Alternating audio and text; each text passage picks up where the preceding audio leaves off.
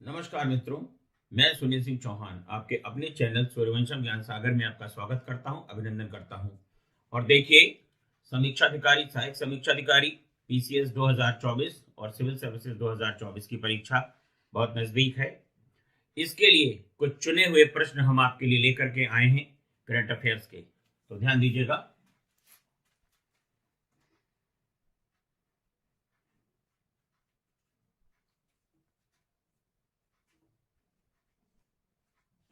विश्व का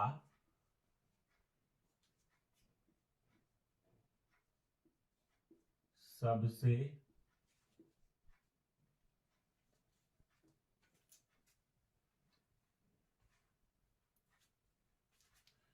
विश्व का सबसे ऊंचा ऊंचा लड़ाकू विमान क्षेत्र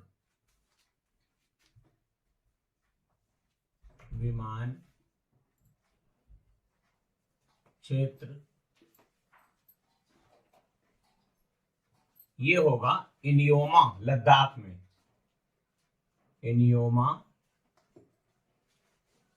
लद्दाख।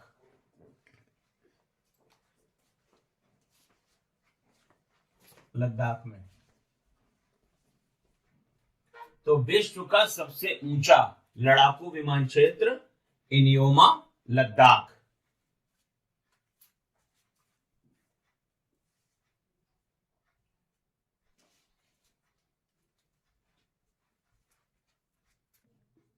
उत्तर प्रदेश में सरयू नदी, उत्तर प्रदेश में सरयू नदी अयोध्या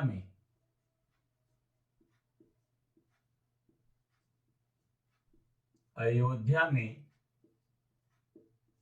जटायु क्रूज सेवा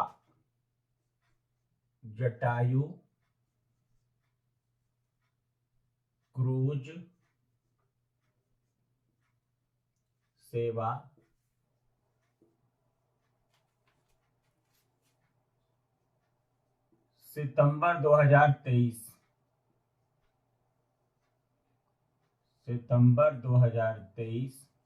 में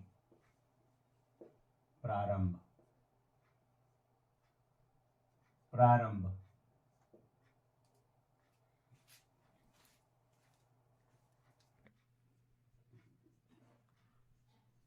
1 सन,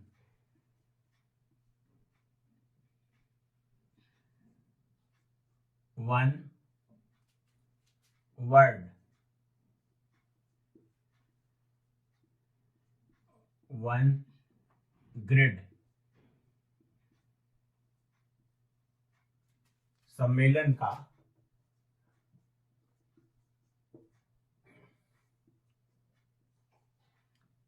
आयोजन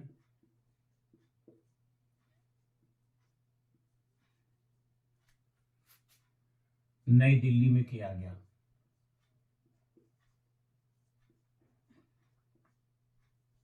नई दिल्ली में 6 सितंबर 2023। तो यहां पे आपको ध्यान देना है कि विश्व का सबसे ऊंचा लड़ाकू विमान क्षेत्र इनियोमा, लद्दाख में। उत्तर प्रदेश में सरयू नदी अयोध्या में जटायु क्रूज सेवा सितंबर 2023 में प्रारंभ की गई। 1 सन, 1 वर्ल्ड, 1 ग्रिड सम्मेलन का आयोजन 6 सितंबर 2023 को कहां पर किया गया मित्रों? नई दिल्ली में किया गया। देखिए, करंट अफेयर्स आपके लिए बहुत ही इंपॉर्टेंट है। 140 प्रश्न आरओ में और 150 प्रश्न पीसीएस 2024 में आपको मिलेगा, जिसमें से आपको 22 से लेकर के 24 प्रश्न तक आने की संभावना लगातार बनी रहती है और एक एक प्रश्न आपके लिए बहुत इंपॉर्टेंट है।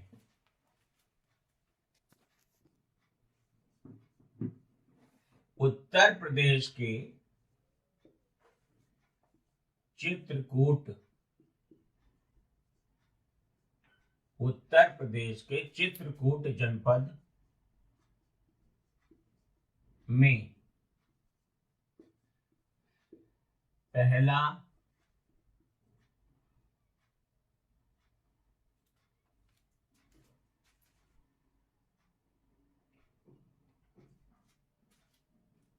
ग्लास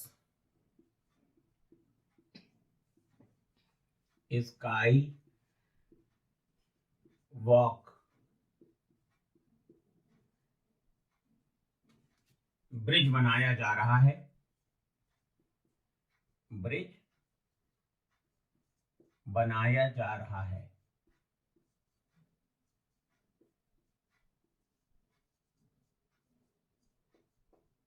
बनाया जा रहा है। तो उत्तर प्रदेश के चित्रकूट जनपद में पहला ग्लास स्काई वॉक ब्रिज। तो ग्लास स्काई वॉक ब्रिज ये कहां बन रहा है? तो मित्रों चित्रकूट में बन रहा है। भारत का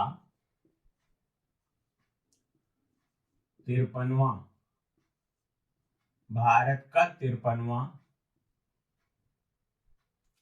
टाइगर रिजर्व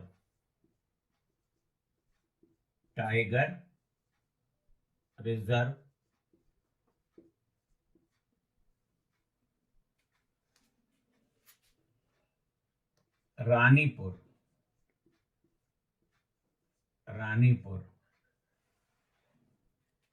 तो भारत का 53वां टाइगर रिजर्व रानीपुर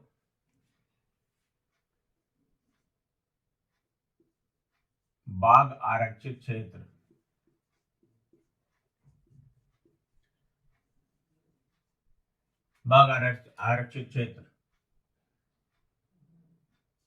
उत्तर प्रदेश में स्थित है। आरक्षित क्षेत्र उत्तर प्रदेश।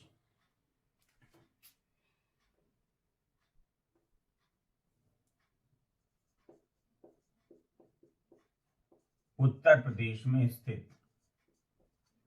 तो देखिए भारत में वर्तमान समय में 54 टाइगर रिजर्व हैं, 54। और जो 53वां टाइगर रिजर्व है ये उत्तर प्रदेश का चौथा टाइगर रिजर्व है और भारत का 53वां टाइगर रिजर्व है। ये आपको यहाँ पे ध्यान रखना है। और ये उत्तर प्रदेश के चित्रकूट में पड़ता है, रानीपुर वन्यजीव विहार।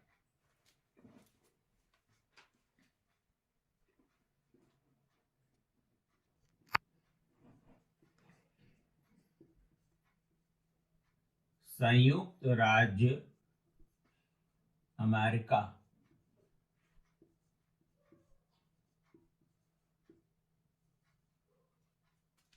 के लुइस विले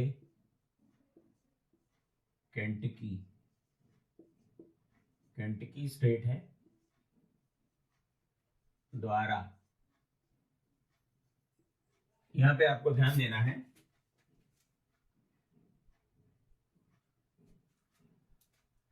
संयुक्त राज्य अमेरिका के लुइस विले केंटकी द्वारा 3 सितंबर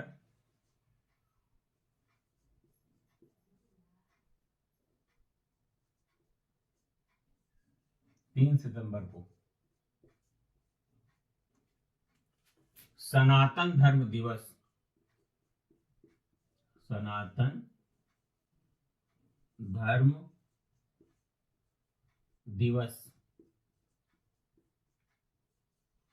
यहां पे आपको ध्यान देना है, सनातन धर्म दिवस मनाने की घोषणा की है।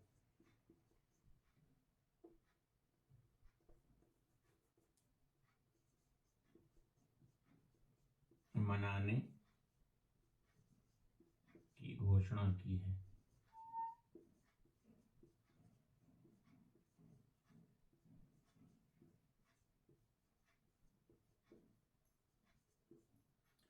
तो आप ध्यान दीजिए इसको, संयुक्त राज्य अमेरिका के लुइस विले केंटकी स्टेट है और ये शहर है द्वारा 3 सितंबर को सनातन धर्म दिवस मनाने की घोषणा की गई है। और ये बड़ी बात है। इससे पहले मैंने आपको बताया कि मेरीलैंड संयुक्त राज्य अमेरिका में बाबा साहब भीमराव अंबेडकर की 19 फीट की प्रतिमा लगाई गई, जो कि भारत से बाहर पहली ऐसी प्रतिमा है जो इतनी बड़ी है।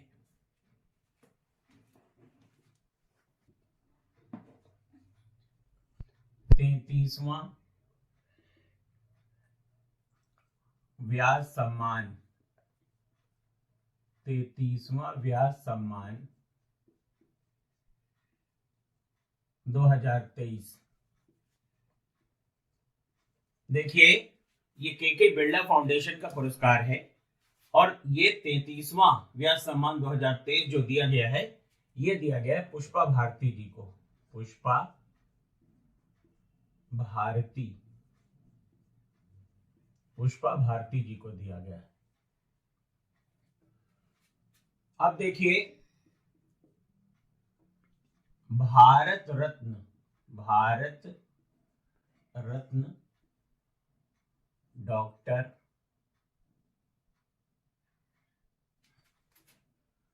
बाबा साहेब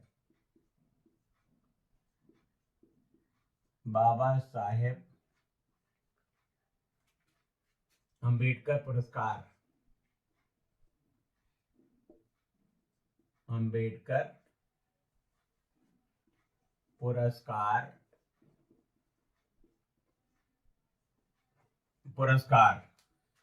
तो भारत रत्न डॉक्टर बाबा साहब अंबेडकर पुरस्कार 2023 ये दिया गया है योगी आदित्यनाथ को, योगी आदित्यनाथ जी को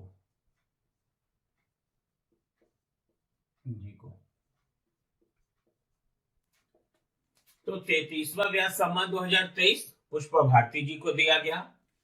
भारत रत्न डॉक्टर बाबा साहब डॉक्टर अंबेडकर पुरस्कार 2023 योगी आदित्यनाथ जी को।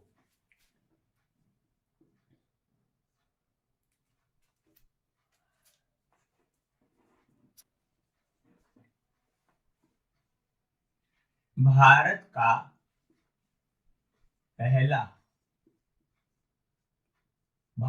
पहला सौर शहर या सोलर सिटी आपसे पूछ लिया जाए तो ये है आपका सांची, मध्य प्रदेश में। सांची मध्य प्रदेश। तो भारत का पहला सौर शहर अगर आपसे पूछ लिया जाए तो सांची मध्य प्रदेश।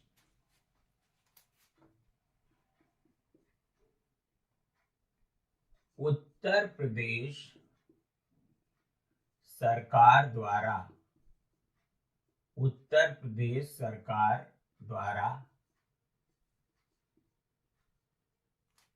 इलेक्ट्रिक वाहनों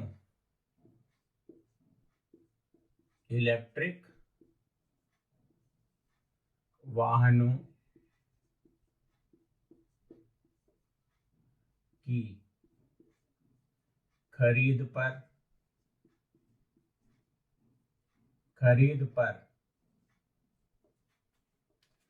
रोड टैक्स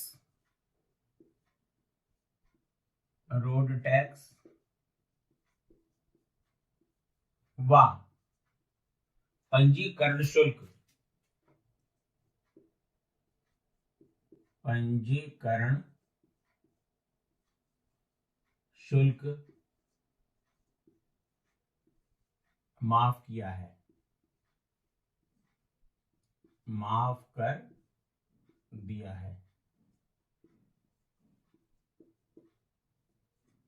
माफ कर दिया है। तो उत्तर प्रदेश सरकार द्वारा इलेक्ट्रिक वाहनों की खरीद पर रोड टैक्स व पंजीकरण शुल्क माफ कर दिया गया है। तो उत्तर प्रदेश में इलेक्ट्रिक वाहनों को प्रमोट करने के लिए, ताकि स्वच्छता के मामले में उत्तर प्रदेश एक अग्रणी राज्य बन सके, रोड टैक्स और पंजीकरण शुल्क यानी कि रजिस्ट्रेशन फीस को माफ कर दिया है। अब एक चीज और मैं आपको बता दूं कि उत्तर प्रदेश सरकार में जो योगी आदित्यनाथ हैं, उनकी सोच, उनका कोई जवाब नहीं है, लाजवाब मुख्यमंत्री। उन्होंने 2030 तक उत्तर प्रदेश के सभी सरकारी विभागों में जो वाहन प्रयुक्त होते हैं उनको इलेक्ट्रिक व्हीकल में बदलने का निर्णय लिया है, यानी कि उत्तर प्रदेश सरकार के जो सभी सरकारी वाहन हैं वो इलेक्ट्रिक होंगे, इलेक्ट्रिक से चलने वाले वाहन होंगे। तो उत्तर प्रदेश उत्तम प्रदेश बन रहा है मित्रों।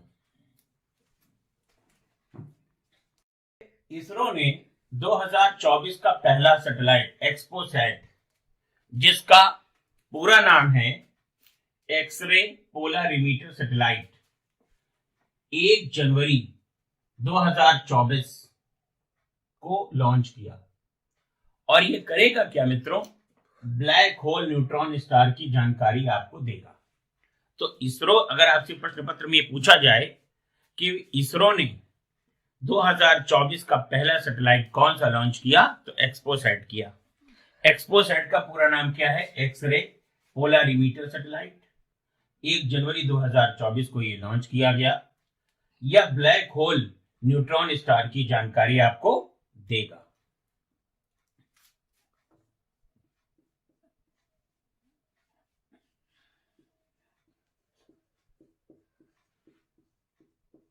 सरस्वती सम्मान 2022 ये दिया गया है शिव शंकरी को। शिव शंकरी, शिव शंकरी ये तमिल लेखिका हैं और इनका उपन्यास है सूर्यवंशम। तो इसरो ने 2024 का पहला satellite XPoSat X-ray polarimeter satellite 1 जनवरी 2024 को लॉन्च किया। यह ब्लैक होल न्यूट्रॉन स्टार की जानकारी देगा।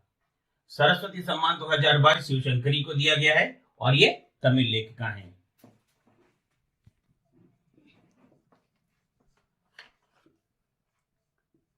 अंतरराष्ट्रीय स्तर पर, अंतरराष्ट्रीय स्तर पर स्वीकृत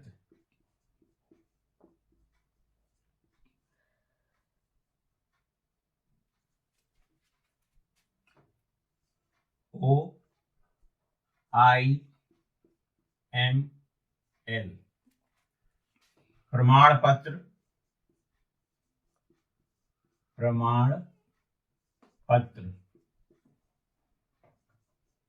जारी करने वाला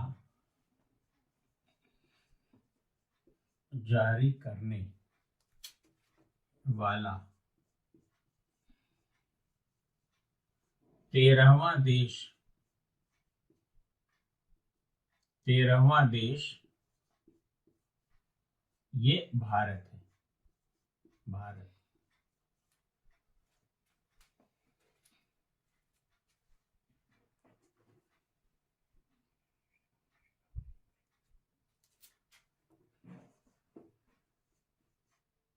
इंटरनेशनल ऑर्गेनाइजेशन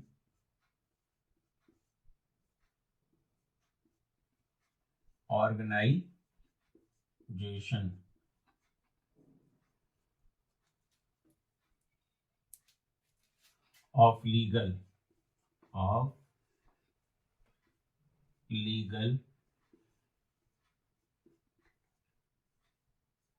मेट्रोलॉजी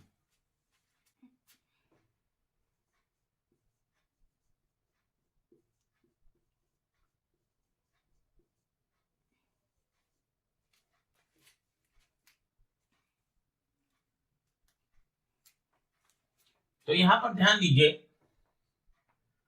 OIML अर्थात international organisation of legal metrology, तो अंतरराष्ट्रीय स्तर पर स्वीकृत OIML प्रमाण पत्र जारी करने वाला 13वां देश कौन बन गया है? भारत बन गया है।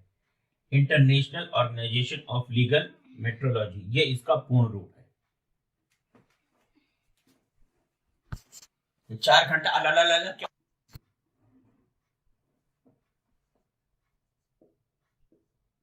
लड़कियों के लिए आत्मरक्षा, लड़कियों के लिए आत्मरक्षा अभियान, लड़कियों के लिए आत्मरक्षा अभियान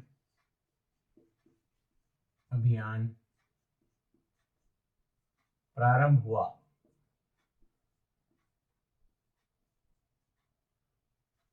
तो लड़कियों के लिए आत्मरक्षा अभियान प्रारंभ हुआ कहां पर?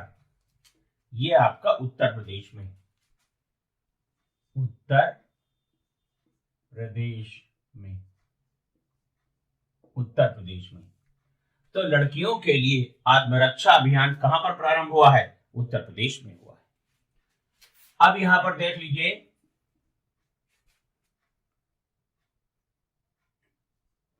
मुख्य निर्वाचन आयुक्त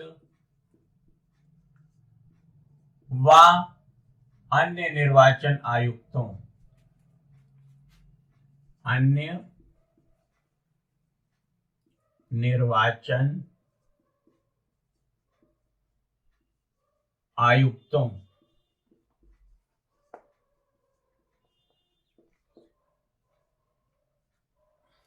से संबंधित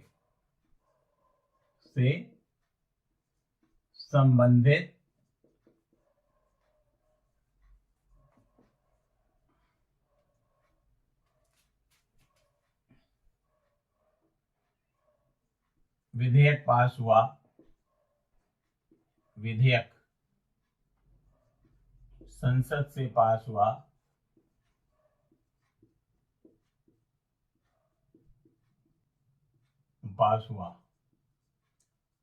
तो ये कब पास हुआ है मित्रों?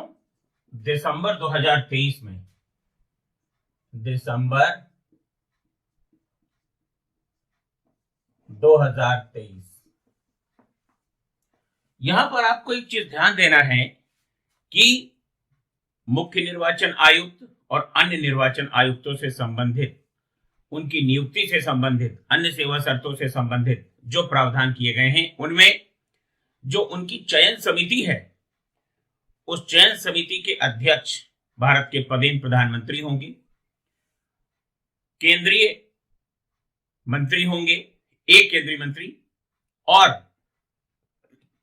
लोकसभा में विपक्ष के नेता, अर्थात 3 सदस्यों वाली ये चयन समिति बनाई गई है, जिसके आधार पर महामहिम राष्ट्रपति महोदय मुख्य निर्वाचन आयुक्त और अन्य निर्वाचन आयुक्तों की नियुक्ति करेंगे।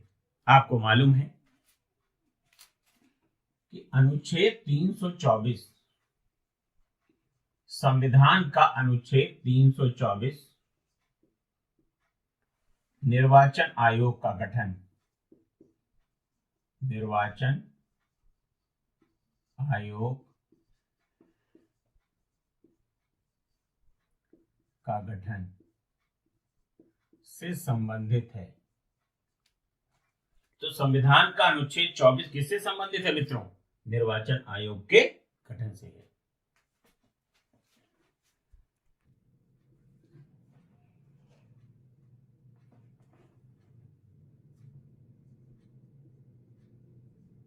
स्कूल चलो अभियान,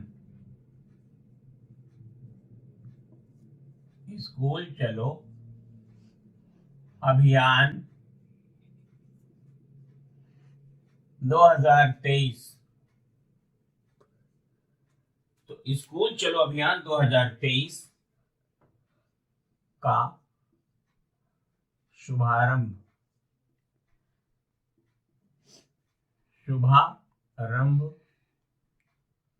उत्तर प्रदेश में हुआ। उत्तर प्रदेश में हुआ।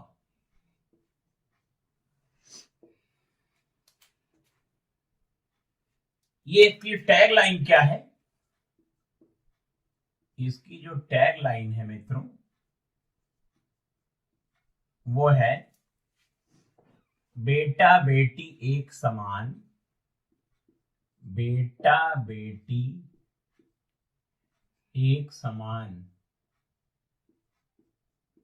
बेटा बेटी एक समान, शिक्षा है सबका अधिकार। शिक्षा है सबका अधिकार। सबका अधिकार। तो देखिए, स्कूल चलो अभियान 2023 का जो शुभारंभ हुआ है वो उत्तर प्रदेश में हुआ है, और इसकी टैगलाइन क्या रखी गई है? बेटा बेटी एक समान, शिक्षा है सबका अधिकार। शिक्षा है सबका अधिकार।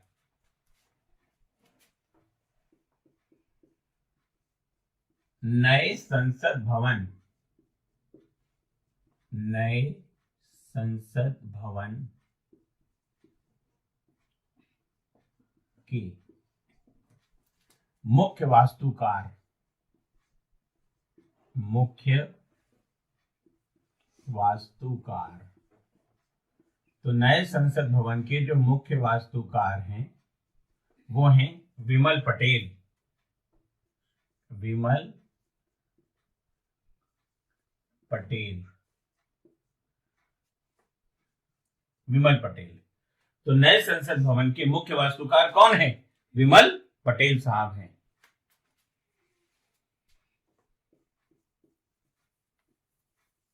सेंगोल, सेंगोल स्थापित किया गया। सेंगोल स्थापित किया गया। तो ये आपको बताना है कि कहां स्थापित किया गया, ये मैं नहीं बताऊंगा, ये आप हमें कमेंट बॉक्स में लिखकर बताएंगे कि सेंगोल कहां पर स्थापित किया गया है। मैं अपने पहले की वीडियो में बता चुका हूं। नए संसद भवन में, नए संसद भवन से पारित पहला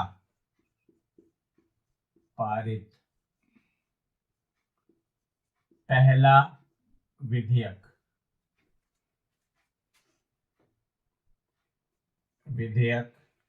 तो नए संसद भवन से पारित पहला विधेयक कौन था? कौन से नंबर का था? नंबर आपको बताना है, और किससे संबंधित है ये भी आपको बताना है। तो स्कूल चलो अभियान वर्ष 2023 का प्रारंभ ये हुआ है उत्तर प्रदेश से। टैगलाइन बेटा बेटी एक समान, शिक्षा है सबका अधिकार। नए संसद भवन के वास्तुकार आपको मैंने बताया था, फिर भी आज मैंने बता दिया, विमल पटेल साहब हैं। सेंगोल जो कि चोल राजवंश से लिया गया है, न्याय और दंड का प्रतीक है। ये कहां पर स्थापित किया गया है आपको बताना है। और नए संसद भवन से पारित पहला विधेयक कौन सा है, किस नंबर का विधेयक है, ये भी आप हमें बताएंगे।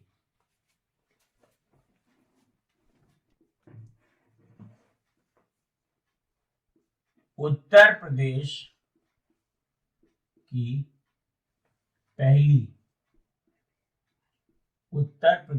पहली महिला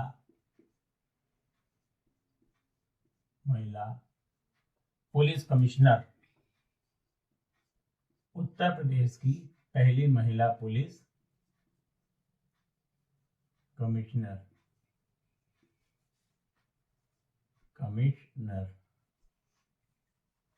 ये हैं लक्ष्मी सिंह।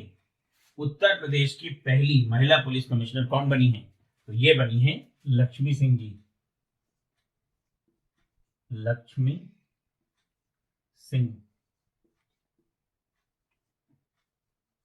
लक्ष्मी सिंह। तो उत्तर प्रदेश की पहली महिला पुलिस कमिश्नर कौन है? लक्ष्मी सिंह है। फ्रेंच ओपन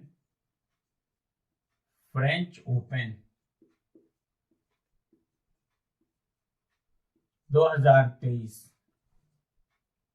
का पुरुष एकल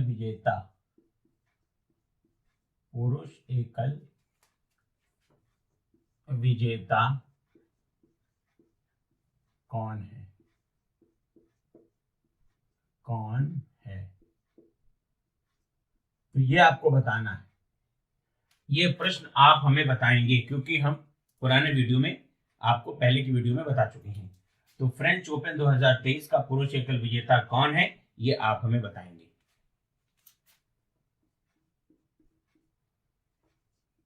उत्तर प्रदेश का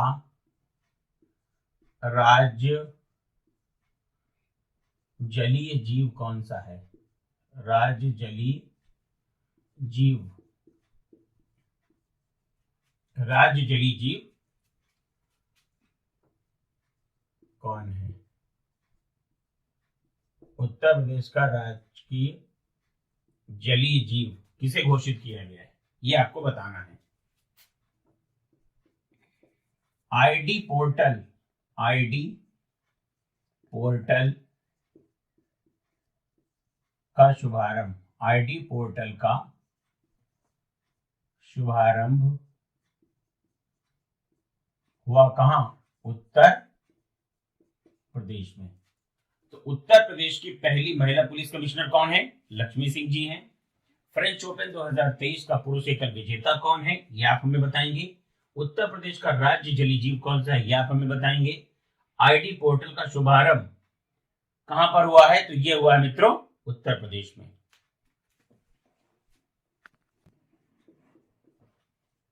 चौदहवीं वर्ल्ड स्पाइस, 14वीं वर्ल्ड स्पाइस कांग्रेस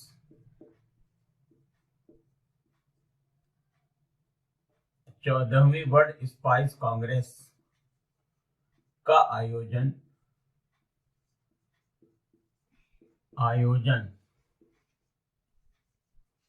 सितंबर 2023 में हुआ। सितंबर 2023 में हुआ, में नवी मुंबई में हुआ। नवी मुंबई,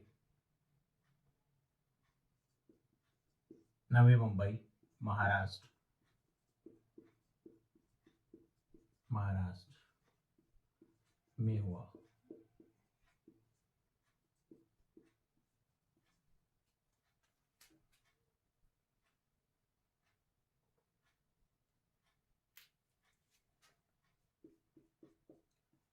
विश्व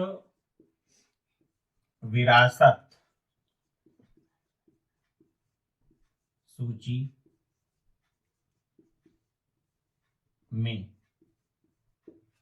भारत के कुल के विश्व विरासत सूची में भारत के कुल कितने स्थल शामिल हैं, ये आप हमें कमेंट बॉक्स में बताएंगे।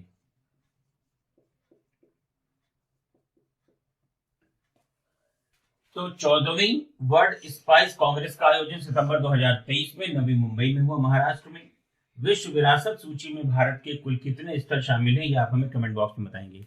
देखिए मित्रों, परीक्षा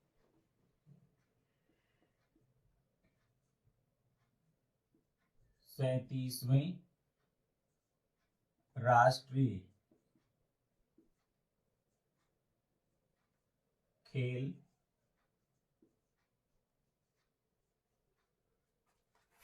दो हजार तेईस में सर्वाधिक पदक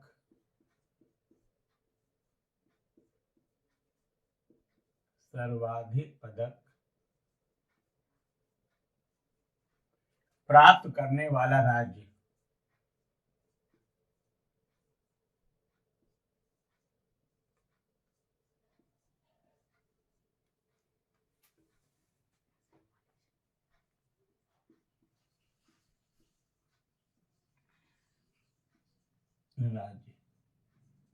तो 37वें राष्ट्रीय खेल 2023 में पदक तालिका में जो प्रथम स्थान पर रहा है या सर्वाधिक पदक प्राप्त किए गए हैं, वो राज्य है महाराष्ट्र।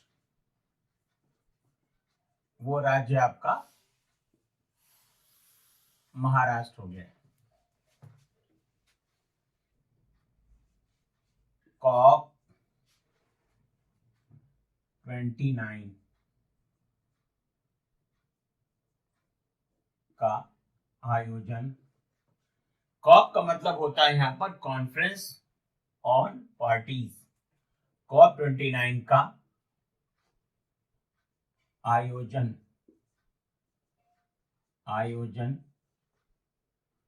2024 में होगा। 2024 में होगा। तो इसका आयोजन कहाँ होगा? तो इसका मित्रों आयोजन होगा अजरबैजान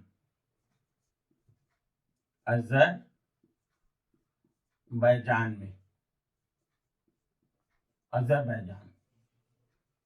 तो यहां पे ध्यान दीजिए, COP 29 का आयोजन 2024 में होगा अजरबैजान में। और आपको मालूम है कि ब्रिक्स 2024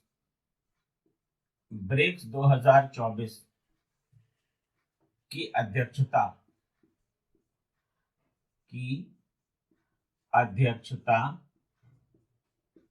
कौन करेगा?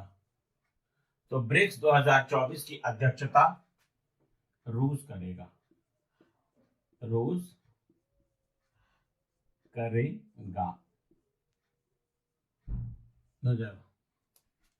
देखिए, उत्तर प्रदेश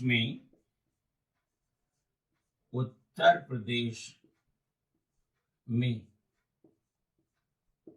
जंगल सफारी, उत्तर प्रदेश में जंगल सफारी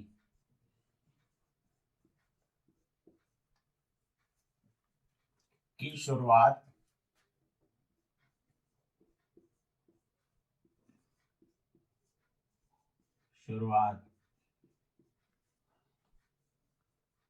की गई। तो ये मित्रों कहाँ की गई है? तो ये की गई है कानपुर में। कानपुर, उत्तर प्रदेश। तो यहां पे ध्यान दीजिए, 37वें राष्ट्रीय खेल 2023 में सर्वाधिक पदक प्राप्त करने वाला राज्य कौन हो गया है? महाराष्ट्र हो गया है। COP 29 का आयोजन 2024 में होगा कहां पर? अजरबैजान में। ब्रिक्स 2024 की अध्यक्षता कौन करेगा? तो ये आपका रूस करेगा। उत्तर प्रदेश में जंगल सफारी की शुरुआत कहां से की गई है? तो मित्रों कानपुर से की गई। देखिए, समीक्षा अधिकारी, सहायक समीक्षा अधिकारी की परीक्षा, PCS 2024 की परीक्षा के लिए ये करंट अफेयर्स बहुत ही इंपॉर्टेंट है और एक एक प्रश्न आपके लिए महत्वपूर्ण साबित होगा परीक्षा भवन में।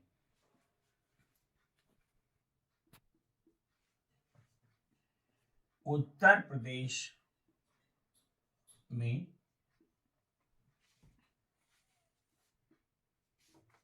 PPP मॉडल,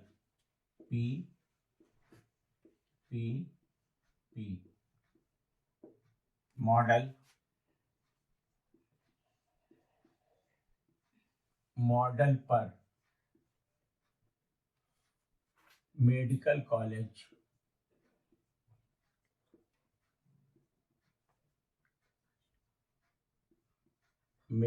कॉलेज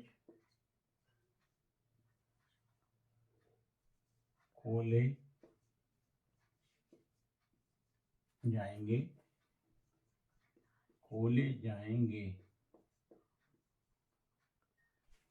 तो ये मित्रों खोला जाएंगे 16 जिलों में। 16 जिलों में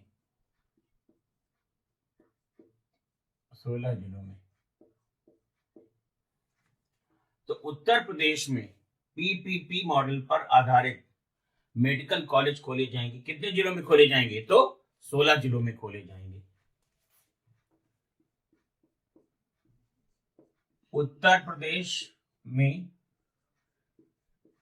जल विश्वविद्यालय, उत्तर प्रदेश में जल विश्वविद्यालय,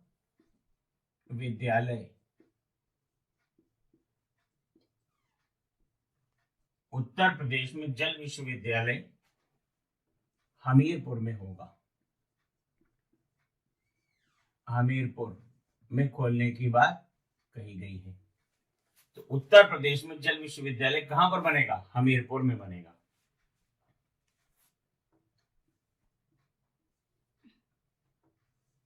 नए संसद भवन, नए संसद भवन में लोकसभा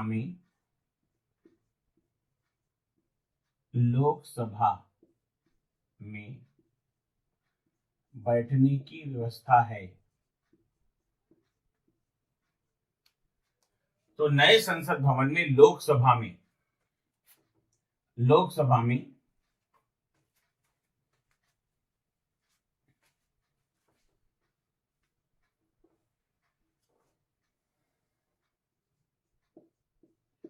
बैठने की व्यवस्था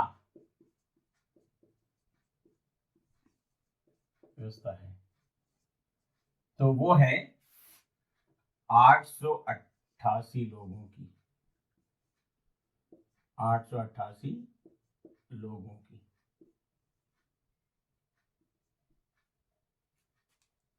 तो नए संसद भवन में लोकसभा में बैठने की कुल कितनी व्यवस्था हो जाएगी? तो 888 लोग इसमें बैठ सकते हैं। लोकसभा की थीम क्या है? लोकसभा, नए संसद भवन में लोकसभा की थीम यह है मित्रों, मोर। और राज्यसभा की थीम तो आप जानते ही हैं, वो है कमल।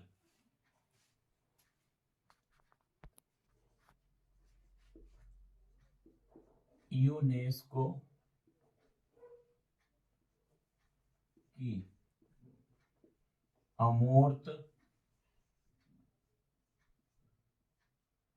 सांस्कृतिक धरोहर,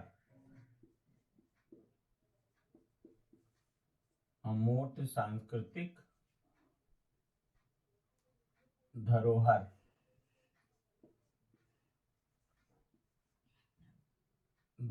में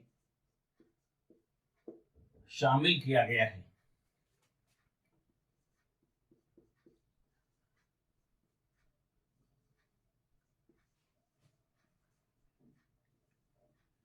शामिल किया गया है।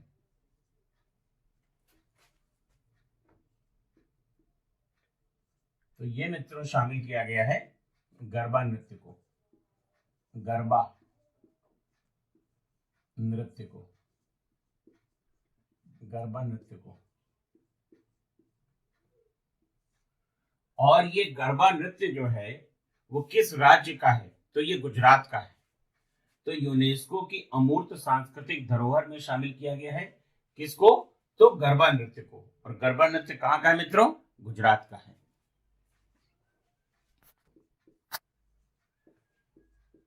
राष्ट्रीय युवा पुरस्कार, राष्ट्रीय युवा पुरस्कार 2023 में अवधेश कुमार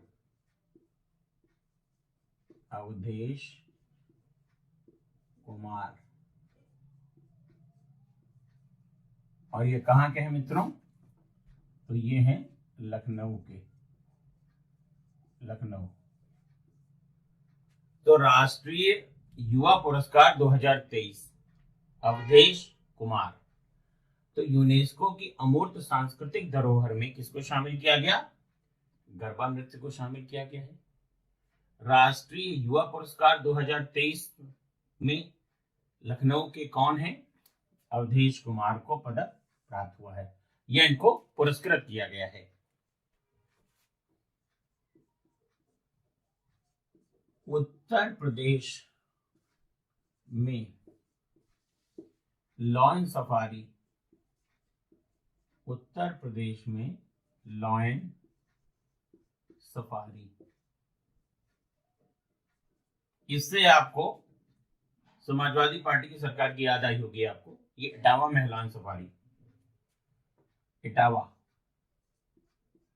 ये चर्चा में इसलिए है कि यहां पर जो बाघ हैं उनमें कुछ बाघों की मृत्यु हुई है, मतलब लॉयन शेरों की मृत्यु हुई है। तो उत्तर प्रदेश में लॉयन सफारी कहाँ है? इटावा में।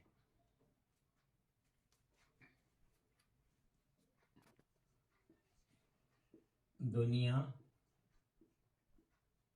का 8वां आश्चर्य,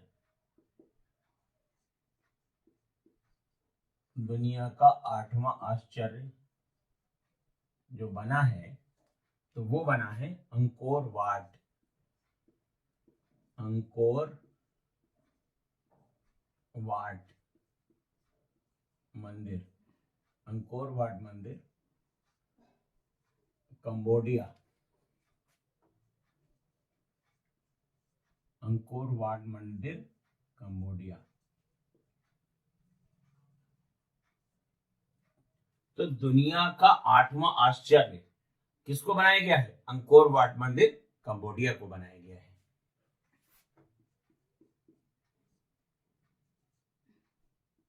डॉक्टर अंबेडकर पुरस्कार, डॉक्टर अंबेडकर पुरस्कार 2023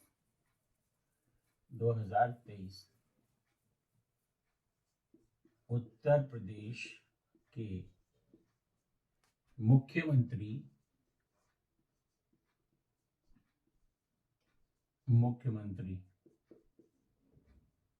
श्री योगी आदित्यनाथ जी को, श्री योगी जी को, ठीक है। अब देखिए उत्तर प्रदेश के जो मुख्यमंत्री हैं योगी आदित्यनाथ जी, उनके बारे में क्या कहना। उत्तर प्रदेश को उत्तम प्रदेश बना रहे हैं, लेकिन मूलतः ये रहने वाले हैं उत्तराखंड के।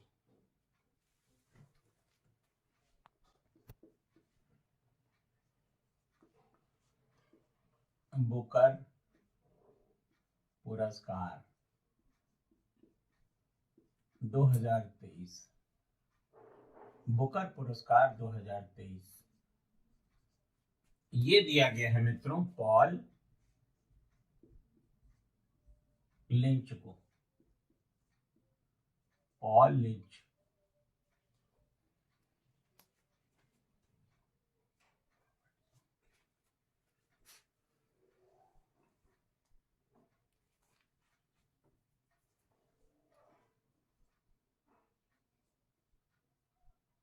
पॉल लिंच, तो बुकर पुरस्कार 2023 पॉल लिंच को दिया गया है। इनका जो उपन्यास है वो है प्रोफेट सॉन्ग, इसलिए दिया गया है। तो बुकर पुरस्कार 2023 पॉल लिंच को उपन्यास प्रोफेट सॉन्ग के लिए दिया गया है।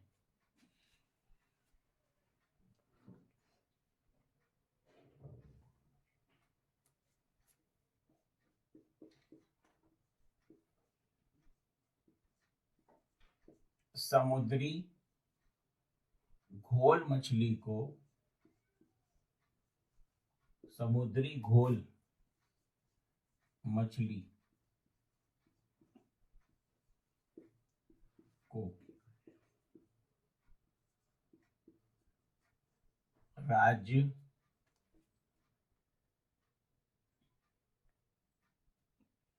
मछली का दर्जा, राज्य मछली का दर्जा ये किस राज्य ने दिया है? गुजरात में। गुजरात में। तो समुद्री घोल मछली को राज्य मछली का दर्जा किसने दिया है? गुजरात ने दिया है।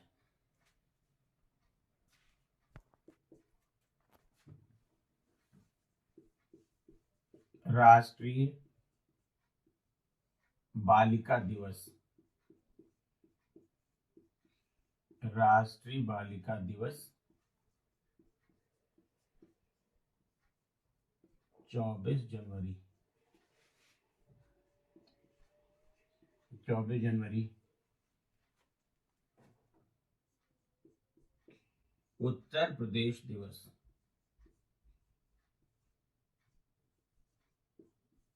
उत्तर प्रदेश दिवस ये भी आपका 24 जनवरी। राष्ट्रीय मतदाता दिवस। राष्ट्रीय मतदाता दिवस।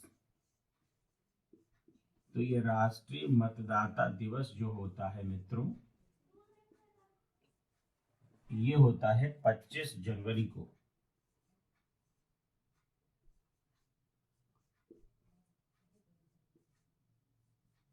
25 जनवरी। तो ध्यान दीजिए, बुकर पुरस्कार 2023 पॉल लिंच उनके उपन्यास प्रॉफिट सॉन्ग के लिए समुद्री घोल मछली को राज्य मछली का दर्जा दिया है गुजरात में। राष्ट्रीय बालिका दिवस 24 जनवरी को मनाया जाता है। उत्तर प्रदेश दिवस मनाया जाता है 24 जनवरी को, और राष्ट्रीय मतदाता दिवस मनाया जाता है 25 जनवरी को। नमो 11 सूत्री, नमो 11 सूत्री कार्यक्रम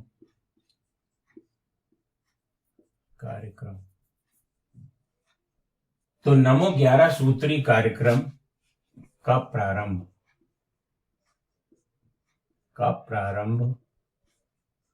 ये कहां हुआ है? मध्य प्रदेश में। मध्य प्रदेश। तो नमो 11 सूत्री कार्यक्रम का प्रारंभ कहां हुआ है? मध्य प्रदेश में हुआ है। अब इसी के साथ आप ये भी लिख लीजिए, मध्य प्रदेश के नए मुख्यमंत्री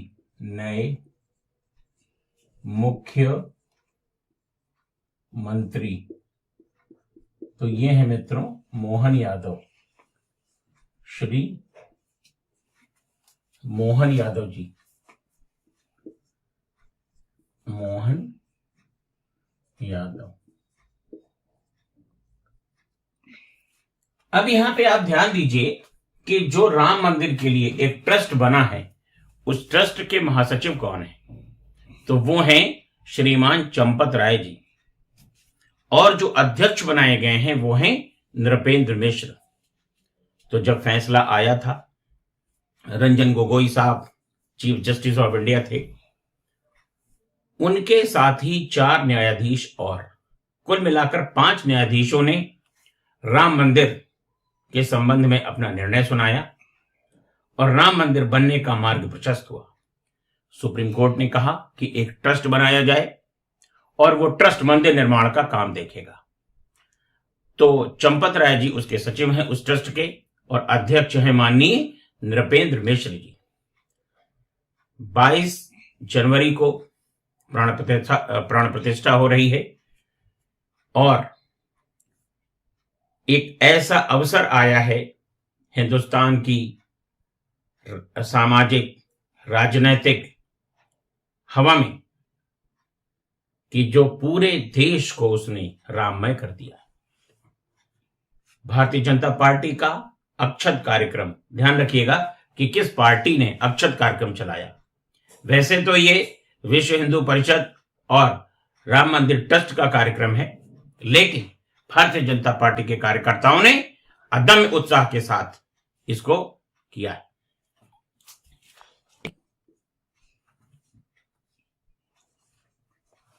भारत से बाहर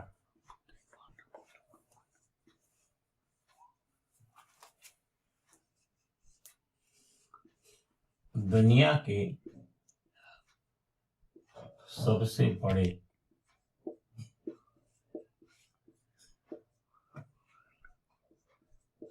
बड़े स्वामी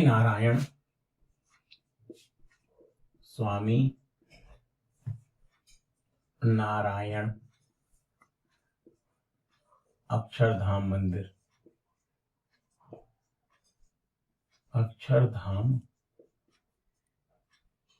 मंदिर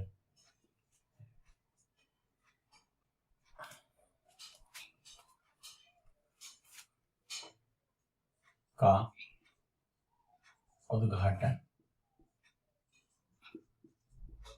उद्घाटन हुआ। तो न्यू जर्सी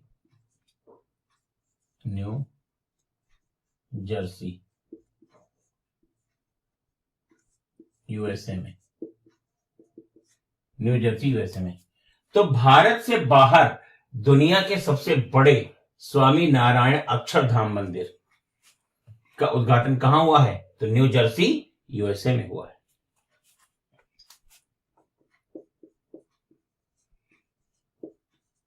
33वां व्यास सम्मान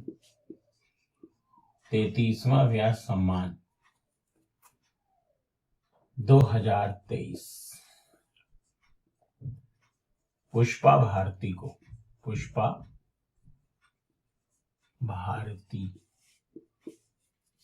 को दिया गया। उनके संस्मरण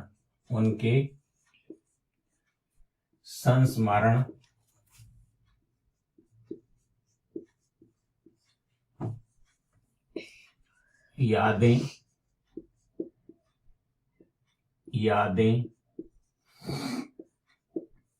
और यादें के लिए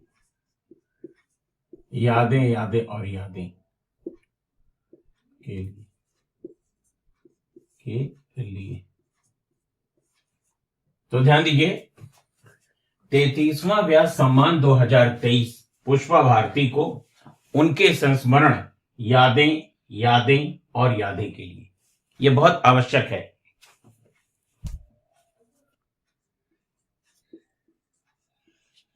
रामायण और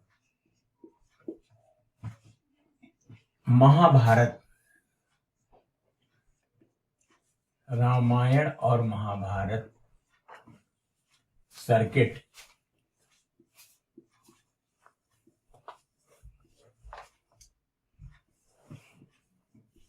बनाया जाएगा।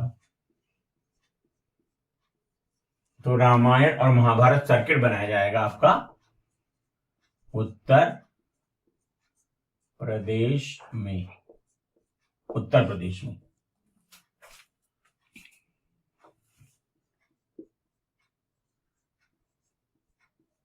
नए संसद भवन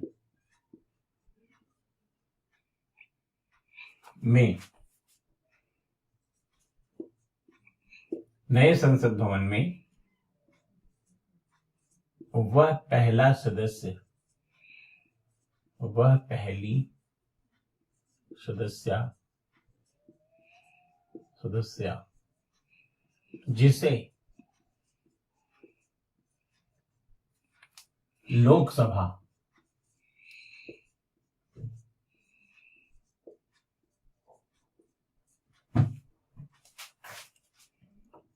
की सदस्यता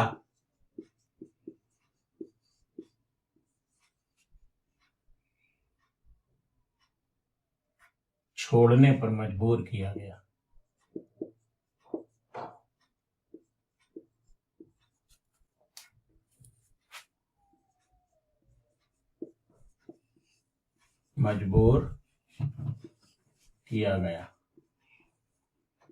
मजबूर किया गया, वो है महुआ मोइत्रा।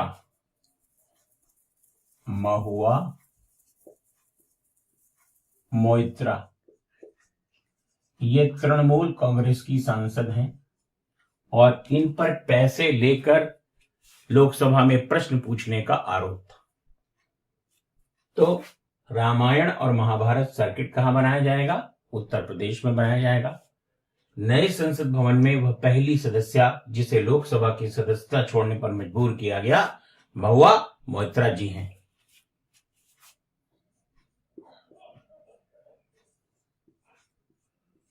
नए संसद भवन से पारित, नए संसद भवन से पारित पहला विधेयक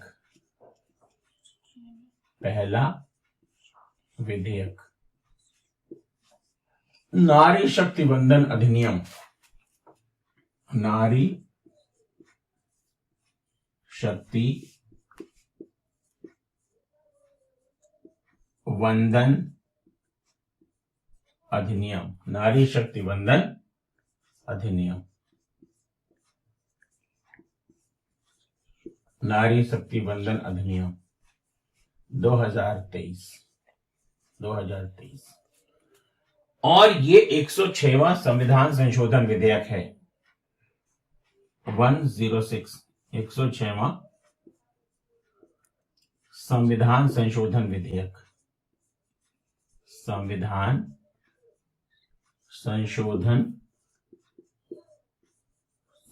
संशोधन विधेयक।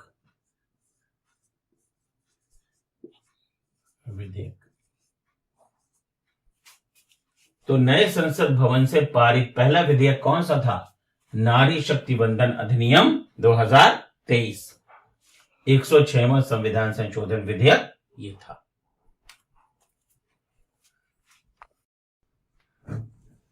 भारत अमृत भारत रेलवे स्टेशन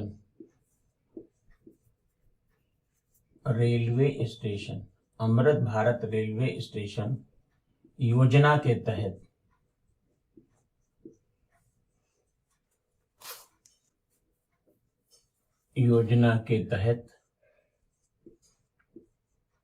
उत्तर मध्य रेलवे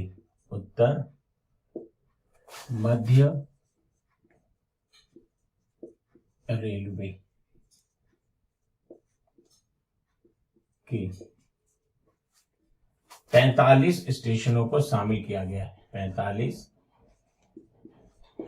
स्टेशनों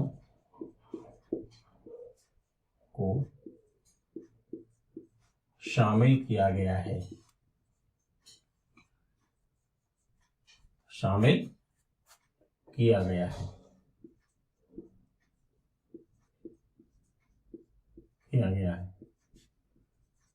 तो ध्यान दीजिए, अमृत भारत रेलवे स्टेशन योजना के तहत उत्तर मध्य रेलवे के कितने स्टेशनों को शामिल किया गया है? तो 45 स्टेशनों को शामिल किया गया।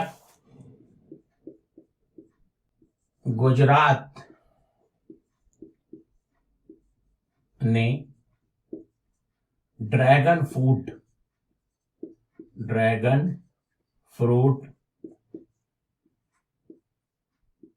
तो गुजरात सरकार ने ड्रैगन फ्रूट का नाम बदलकर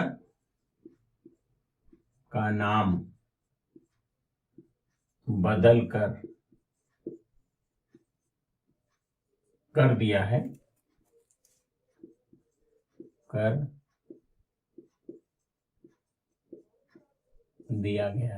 कर दिया।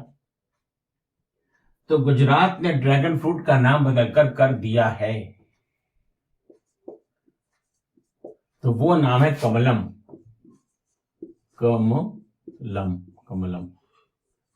तो ये आपको ध्यान देना है। तो गुजरात सरकार ने ड्रैगन फ्रूट का नाम बदलकर क्या कर दिया गया है? तो ये कर दिया है कमलम।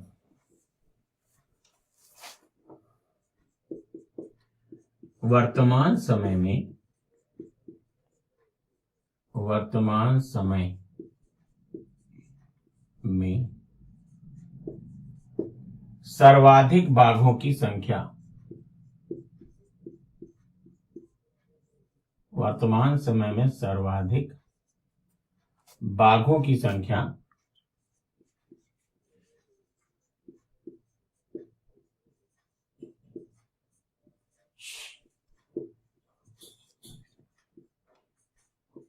ये आपका मध्य प्रदेश में, मध्य प्रदेश। अगर आपसे पूछा जाता है कि वर्तमान समय में सर्वाधिक बाघ कहां पर हैं, तो मध्य प्रदेश में है। एक बार फिर से देखिए, अमृत भारत रेलवे स्टेशन योजना के तहत उत्तर मध्य रेलवे के 45 स्टेशनों को शामिल किया गया है। गुजरात ने ड्रैगन फ्रूट का नाम बदलकर क्या किया है? कमलम।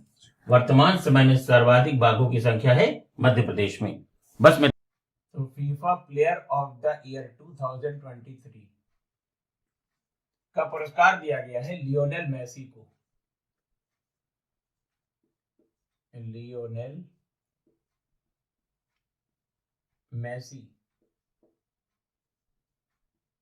लियोनेल मेसी को।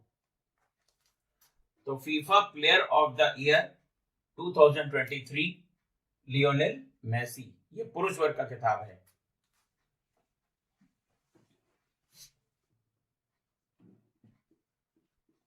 नीति आयोग के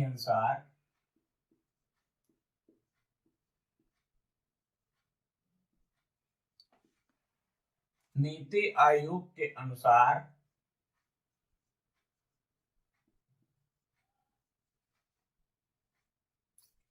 भारत में गरीबी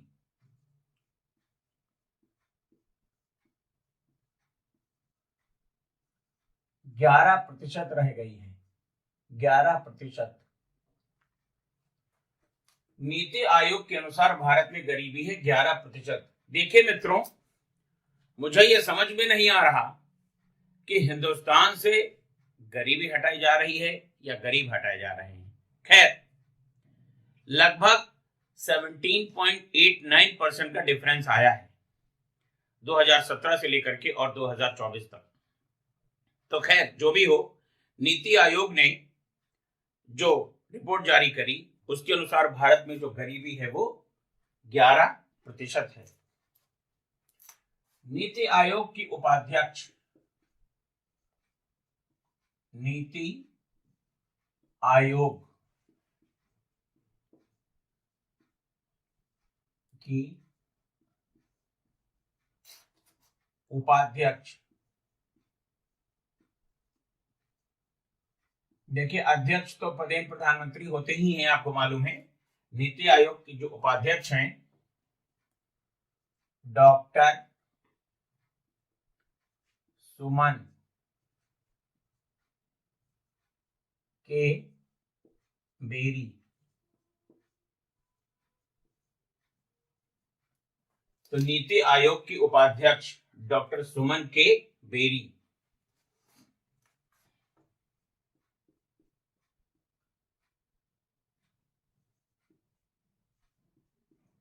गरीबी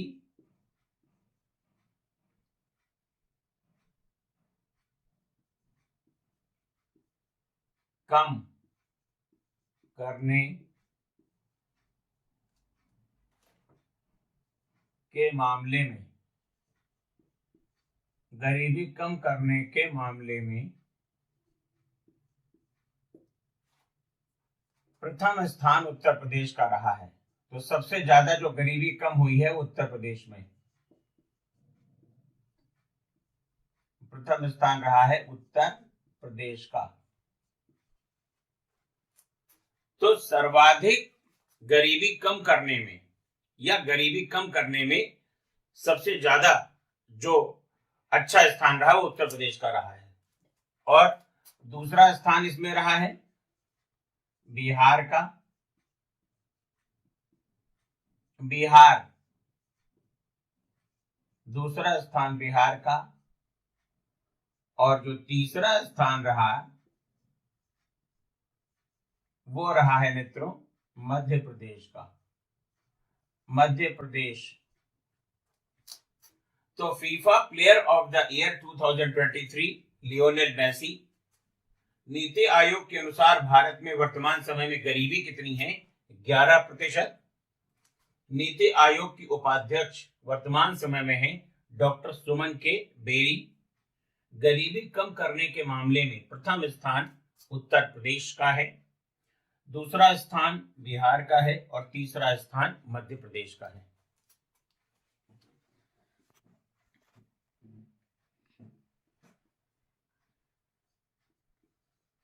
उत्तर प्रदेश के रायबरेली,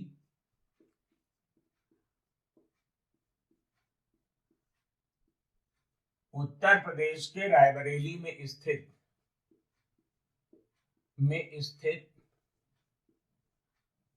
हॉकी स्टेडियम का नाम हॉकी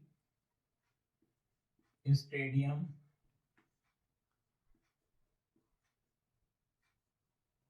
का नाम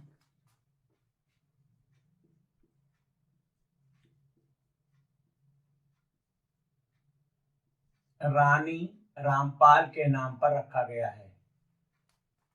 ये हॉकी महिला खिलाड़ी हैं रानी रामपाल के नाम पर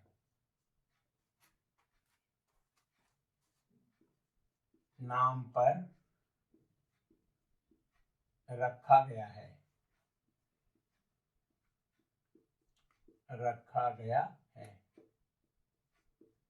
तो देखिए, उत्तर प्रदेश का रायबरेली जिला है, उसमें जो हॉकी स्टेडियम है उसका नाम रखा गया है रानी रामपाल, जो कि भारतीय महिला हॉकी खिलाड़ी हैं, उनके नाम पर रखा गया है। आगे ध्यान दीजिए,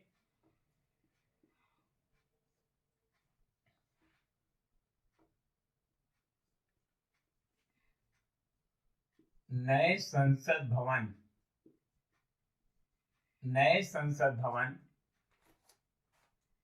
में राज्यसभा में 384 सीटें बनाई गई हैं।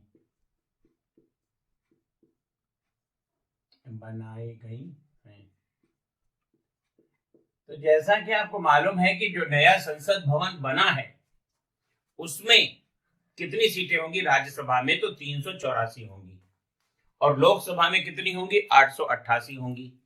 अब यहां पर एक चीज और आपको ध्यान देना है कि जो पुरानी संसद है, पुरानी संसद का नाम संविधान सदन रखा गया है। ये ध्यान रखिएगा, संविधान सदन।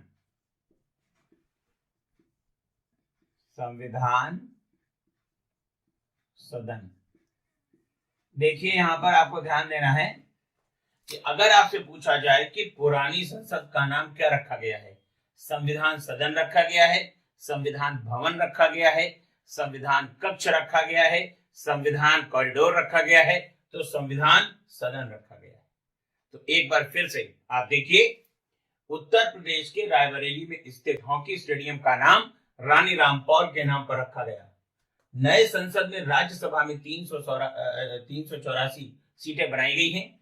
पुरानी संसद का नाम संविधान सदन रखा गया है। धनु यात्रा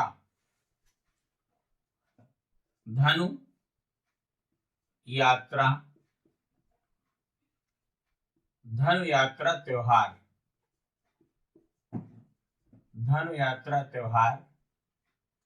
मनाया जाता है।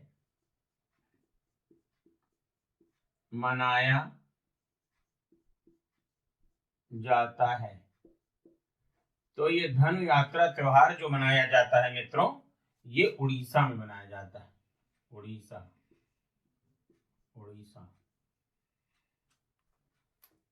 तो धनु यात्रा त्योहार मनाया जाता है उड़ीसा में।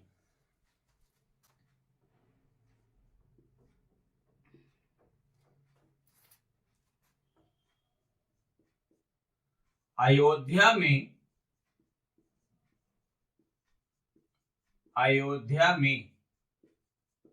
नवनिर्मित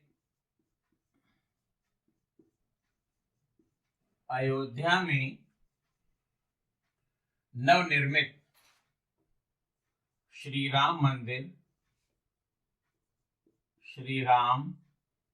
मंदिर बना है,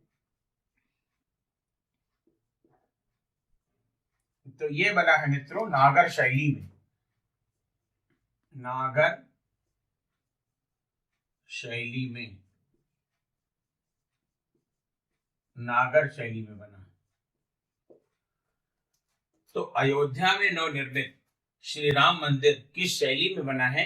तो नागर शैली में बना है। जैसा कि आपको मालूम है कि मंदिर निर्माण की 3 शैलियां प्रमुख हैं, जिनमें नागर शैली उत्तर भारत में आपका हिमालय पर्वतमाला से लेकर के और विंध्याचल पर्वतमाला तक, जय माता दी, और उसके बाद कृष्णा नदी से लेकर के धुर दक्षिण रामेश्वरम तक शुद्ध द्रविड़ शैली, और विंध्याचल पर्वतमाला से लेकर के और कृष्णा नदी के बीच का जो इलाका है वो बेसर शैली का बना हुआ है।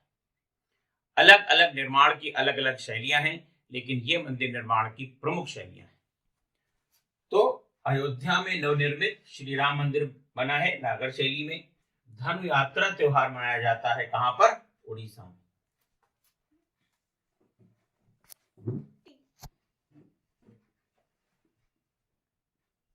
विश्व रसद सूचकांक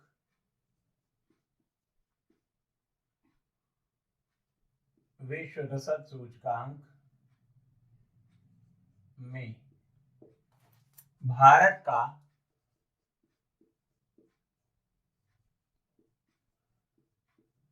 स्थान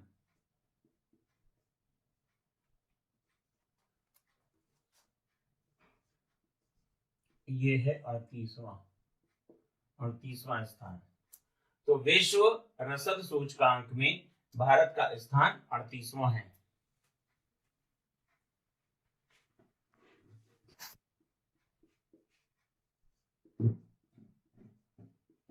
आजाद पुस्तक के लेखक, तो आजाद नामक पुस्तक के लेखक हैं, आजाद नामक पुस्तक के लेखक हैं गुलाम नबी आजाद। गुलाम नबी आजाद। तो आजाद पुस्तक के लेखक कौन? गुलाम नबी आजाद।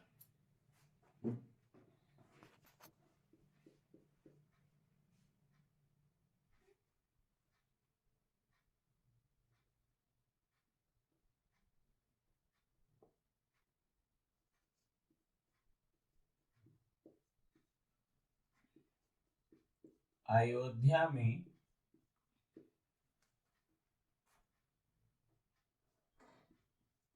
नवनिर्मित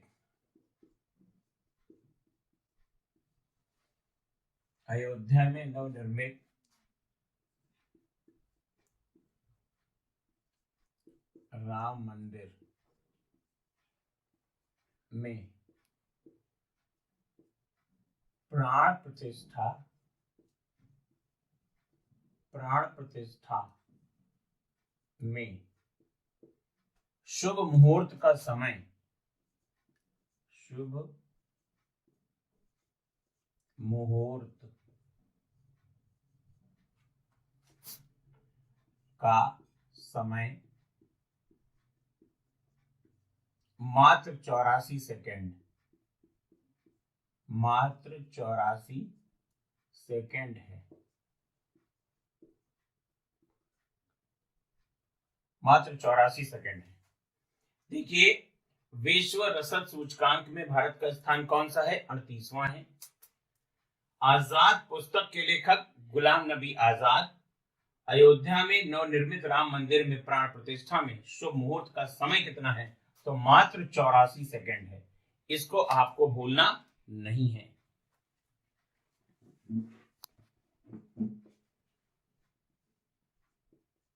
विश्व का सर्वाधिक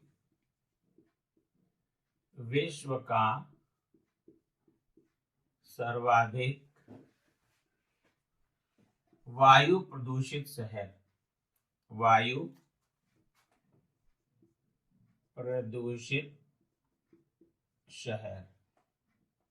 तो विश्व का जो सर्वाधिक वायु प्रदूषित शहर है वो है चीन का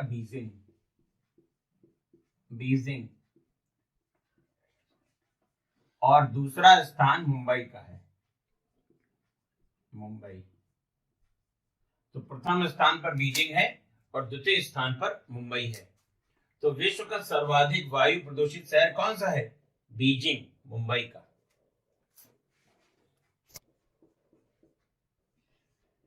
असम वैभव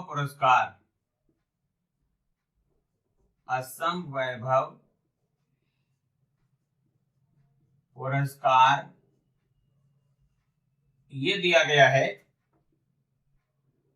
रंजन गोगोई को, भारत के पूर्व मुख्य न्यायाधीश रंजन गोगोई। तो न्यायमूर्ति रंजन गोगोई को। ये भी आपको ध्यान देना है कि जब राम मंदिर पर अंतिम निर्णय आया उसमें 5 न्यायाधीशों की जो बेंच थी उसमें रंजन गोगोई साहब भी थे, क्योंकि उस समय वो चीफ जस्टिस ऑफ इंडिया थे। तो असम वैभव सम्मान 2023 किसको दिया गया है? रंजन गोगोई साहब को दिया गया है।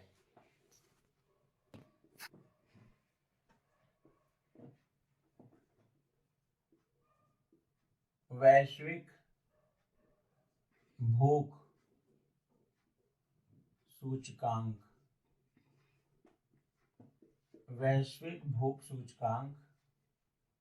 2023 में भारत का स्थान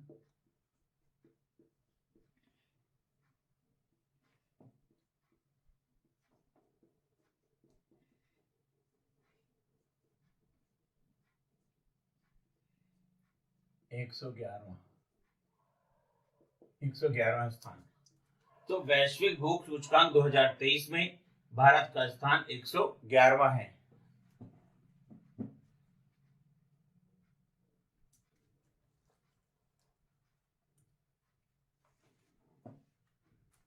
आगे देखिए, वैश्विक प्रसन्नता सूचकांक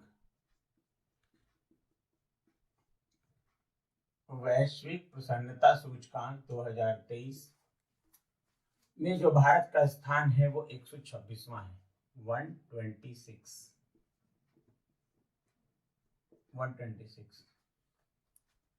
तो वैश्विक भूख सूचकांक 2023 में भारत का स्थान 111वां है। वैश्विक प्रसन्नता सूचकांक में भारत का स्थान 126वां है। देखिए, अयोध्या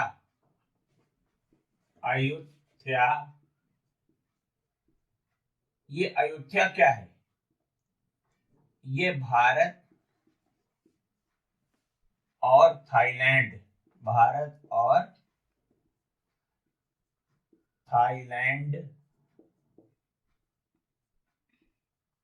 के बीच, भारत और थाईलैंड की नौसेनाओं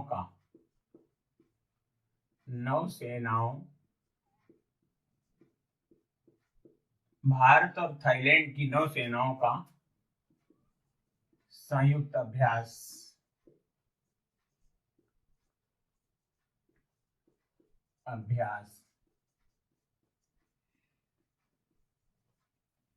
और ये जनवरी 2024 में हुआ।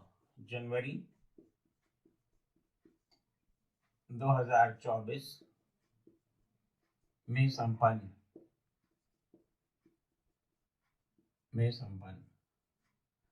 तो ध्यान दीजिए, वैश्विक भूख सूचकांक 2023 में भारत का स्थान 111वां है। वैश्विक प्रसन्नता सूचकांक या वर्ल्ड हैप्पीनेस इंडेक्स में भारत का स्थान 126वां है। अयोध्या का अर्थ होता है अपराजेय। इसका अर्थ क्या होता है? अपराजेय, ये इसका अर्थ है।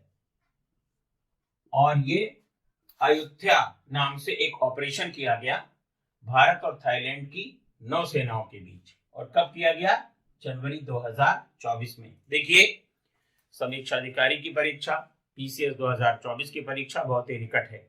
इसके लिए इन प्रश्नों को आप अच्छी तरीके से नोट करिए और याद करिए।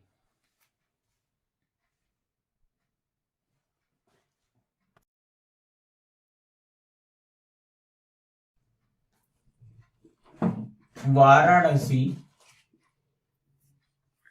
हवाई अड्डे, वाराणसी हवाई अड्डे को रीडिंग लाउंज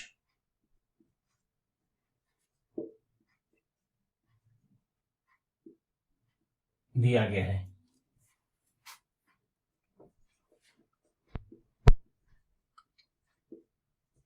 रीडिंग लाउंज दिया गया है। देखिए मित्रों, इसका मतलब यह है कि वाराणसी हवाई अड्डा, जिसको कि हम लाल बहादुर शास्त्री हवाई अड्डे के नाम से जानते हैं, और इसमें एक रीडिंग लाउंज बनाया गया है ताकि अगर कोई यात्री अपने समय को उपयोग करना चाहता है, अगर फ्लाइट लेट हुई या और कोई कारण है, तो पुस्तकालय का प्रयोग करके अपना समय बिता सकता है।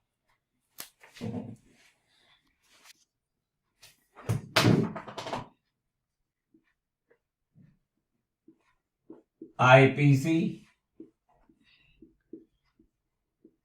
की धारा, आईपीसी की धाराओं में परिवर्तन किया गया है। आपको मालूम है संविधान संशोधन भी किया गया, तो आईपीसी की धारा 302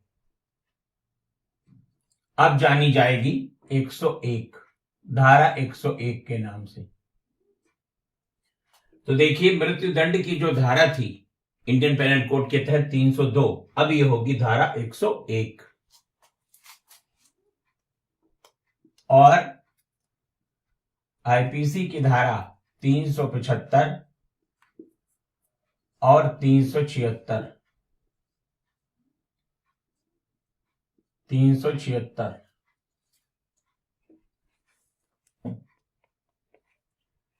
63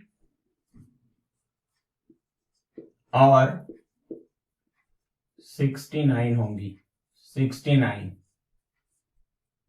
यहां पर ध्यान दीजिएगा।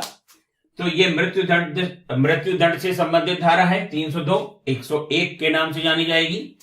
और 375, 376 जो कि बलात्कार की धाराएं थी, जो है धारा 63 और धारा 69 के नाम से जानी जाएंगी।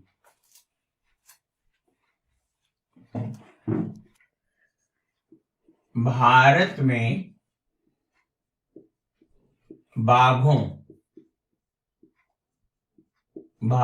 बाघों की कुल संख्या, तो भारत में बाघों की इस समय कुल संख्या है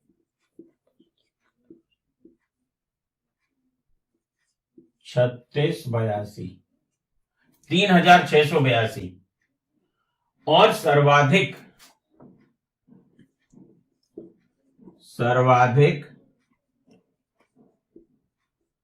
बाघों वाला राज्य, इसे टाइगर स्टेट भी कहा जाता है, तो सर्वाधिक बाघों वाला राज्य यह है आपका मध्य प्रदेश।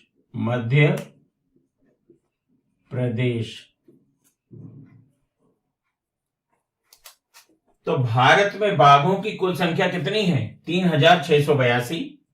सर्वाधिक बाघों वाला राज्य कौन सा है? मध्य प्रदेश है। विश्व बाघ दिवस विश्व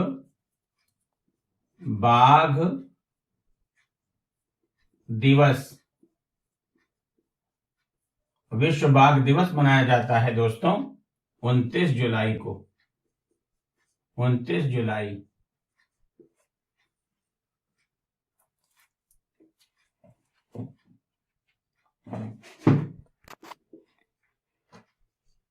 S-400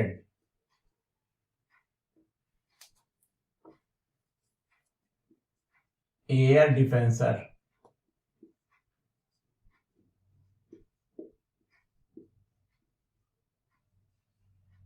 तो S-400 air defencer missile system, missile system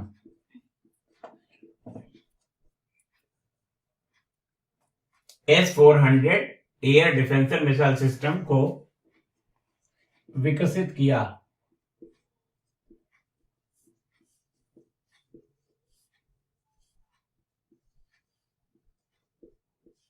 रूस ने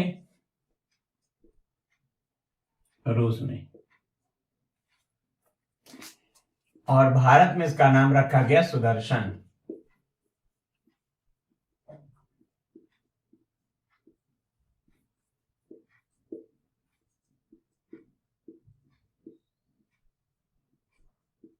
भारत में इसका नाम सुदर्शन रखा गया है, सुदर्शन। तो S-400 air defencer missile system को विकसित किया है किसने? रूस ने किया है। और भारत में इसका नाम क्या रखा गया है? सुदर्शन रखा गया है।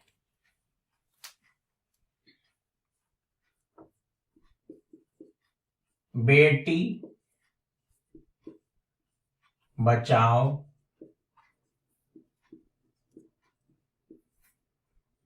बेटी पढ़ाओ, बेटी पढ़ाओ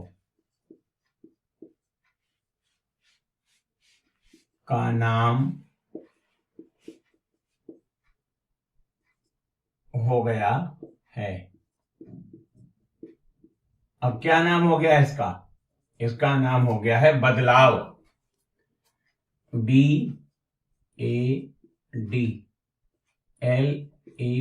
बदलाव। बेटी आपकी धन लक्ष्मी और वैभव लक्ष्मी।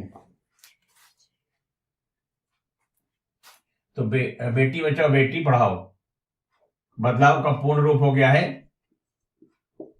बेटी आपकी धनलक्ष्मी, बेटी आपकी धनलक्ष्मी और विजय लक्ष्मी, विजय लक्ष्मी।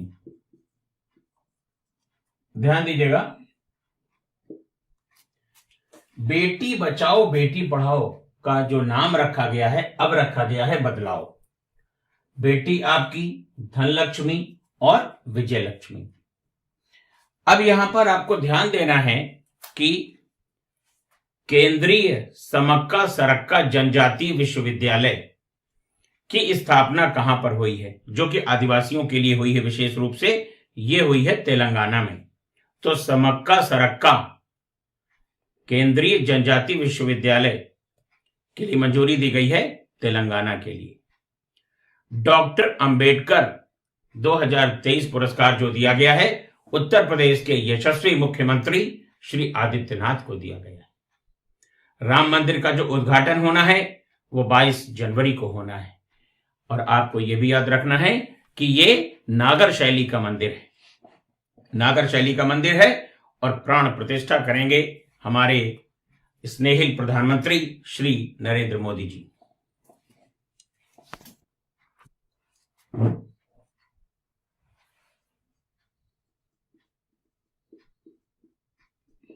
महाराष्ट्र में वर्ष 2023 में, महाराष्ट्र में वर्ष 2023 में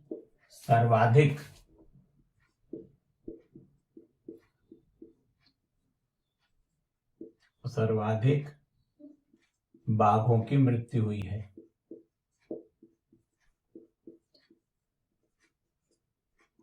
उनकी मृत्यु हुई। मृत्यु हुई।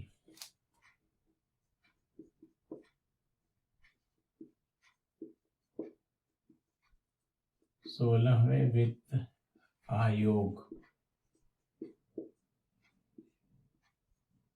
16वें वित्त आयोग के अध्यक्ष, तो 16वें वित्त आयोग के अध्यक्ष है अरविंद पनगड़िया। अरविंद पनगड़िया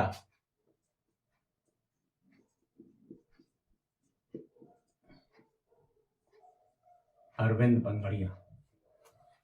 तो देखिए, हमने आपको बताया कि भारत में इस समय गरीबी कितनी है।